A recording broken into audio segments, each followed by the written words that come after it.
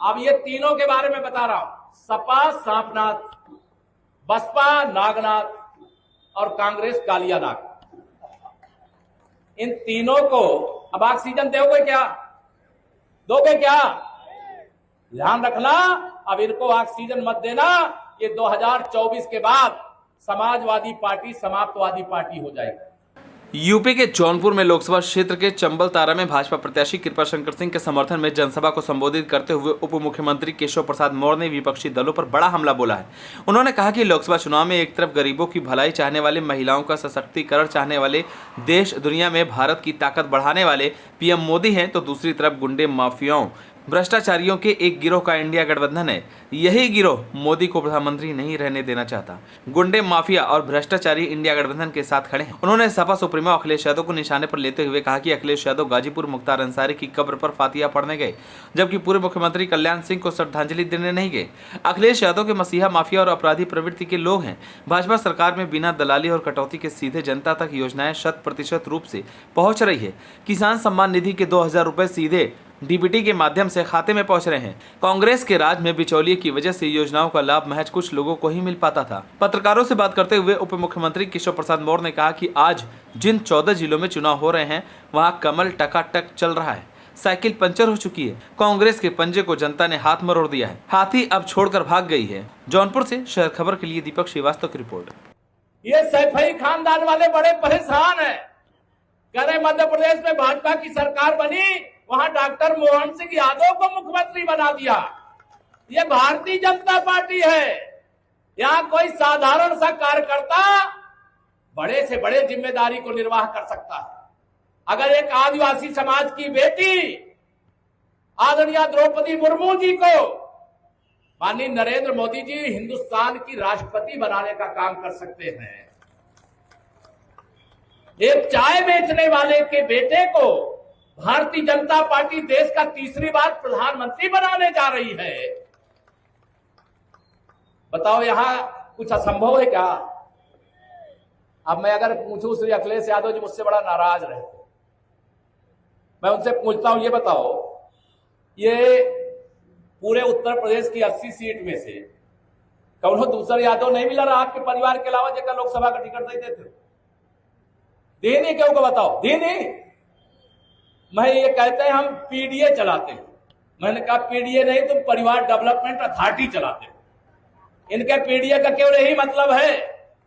और जब मैं कहता हूं कि मैं तुम्हारी साइकिल को 2017 में पंचर कर चुका हूं, तो ये कहते हैं, इनके चाचा हैं एक प्रोफेसर राम गोपाल यादव जी, कहे केशव जी से हम साइकिल का पंचर बनवाएंगे। हमने कहा हम जौनपुर में जाके कहे आई बे कि इनकी साइकिल का पुर्जा खोल करके पैकिंग करा करके साइकिल को, सपा की साइकिल को सैफई में पार्सल कर दियो। कर दियो कि नहीं कर दियो? बताओ। मैं आप सब लोगों को यही कहने आया हूं।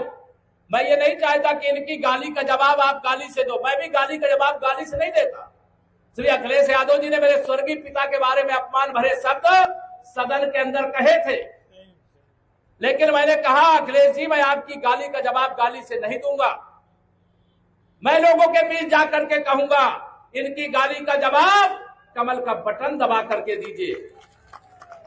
कृपाशंकर जी सहित यादव जी जो 500 मीटर चल करके बाबूजी कल्याण सिंह को श्रद्धांजलि नहीं देने गए, वही गाजीपुर का माफिया उसको मसीहा बता करके उसकी कब्रिस्तान पे फतीहा पढ़ने के लिए गए थे कि नहीं? बताओ, गए थे कि नहीं गए?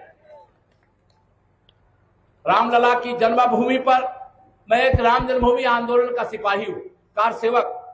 राम जन्मभूमि आंदोलन के लिए जो राम भक्त नियत थे, श्री राम जय राम का जाप करते थे, वो रामलला का दर्शन करने जा रहे थे। उन पे गोली चली थी कि नहीं चली? बताओ। सब कुछ भूल करके श्री राम जन्मभूमि मंदिर निर्माण का जो ट्रस्ट है, उसने 22 जनवरी 2024 में उनको न्योता दिया कि आइए आप भी रामलला के प्राण प्रतिष्ठा समारोह में शामिल हो जाइए। लेकिन ना वहां राहुल जी गए, ना उनके दोस्त अखिलेश यादव गए। ये दोनों लोगों ने रामलला का निमंत्रण ठुकरा दिया। अब बताइए, जिन्होंने रामलला का निमंत्रण ठुकराया है, उनको ठुकराना चाहिए कि नहीं ठुकराना चाहिए? मैं आप सबको ये अपील करने आया हूं, ये समाजवादी पार्टी ना गुंडों, अपराधियों, माफियाओं, दंगाइयों, भ्रष्टाचारियों को पैदा करने की फैक्ट्री है। ये कभी गरीब का भला नहीं चाह सकते। ये पिछड़ों, दलितों के दुश्मन हैं। ये दंगे करा सकते हैं, जमीनों पर कब्जे करवा सकते हैं, ये मकानों पर कब्जे करवा सकते हैं। और हमें याद रखना चाहिए, जब सपा की सरकार थी उस समय जिस गाड़ी में सपा का झंडा, उस गाड़ी में बैठा गुंडा रहता था कि नहीं रहता? बताओ। जिनका खाली प्लाट हो किसी का कब्जा कर लेते थे। आप सब लोगों ने कृपा करके इनको आईसीयू में भेज दिया है। कहां भेजा है? जोर से बोलो, कहां भेजा है? आईसीयू। अब ये तीनों के बारे में बता रहा हूं। सपा सांपनाथ, बसपा नागनाथ और कांग्रेस कालियानाग। इन तीनों को अब ऑक्सीजन दोगे क्या? दोगे क्या? ध्यान रखना, अब इनको ऑक्सीजन मत देना। ये 2024 के बाद समाजवादी पार्टी समाप्तवादी पार्टी हो जाएगी। याद रखना जो मैं कह रहा हूं, इसको विश्वास रखना। और 2024 के बाद 2027 का जब विधानसभा चुनाव आएगा तब अखिलेश जी लंदन में होंगे, इनके दोस्त इटली नानी के घर में होंगे। ये भी ध्यान रखना। 2024 का यह लोकसभा चुनाव निर्णायक चुनाव, ये गरीबों के बीच में और गुंडों के बीच में, ये गरीब किसानों के बीच में, भ्रष्टाचारियों के बीच में चुनाव। यहां बहुत सारे किसान बैठे हो जिनको 2-2 हजार की सम्मान निधि आती होगी, हर 4 महीने में आती है कि नहीं आती है? अगर ये लोग सरकार में आते तो 2000 ना आते। उसका 15% 300 रुपया होता है। आप लोगों को मिलता 300 रुपया और 1700 रुपया इनके दलालों के खाते में चला जाता, तिजोरी में चला जाता। मोदी जी ने इनकी दलाली क्या बंद कर दिया? ये सब मोदी जी के दुश्मन हो गए। लेकिन उनको मालूम है 10,000 दुश्मन 140 करोड़ लोग दोस्त बन गए हैं, उनके परिवार के सदस्य बन गए हैं। मैं आप सबको आज यहां पर यही आह्वान करूंगा, किसी भी स्थिति में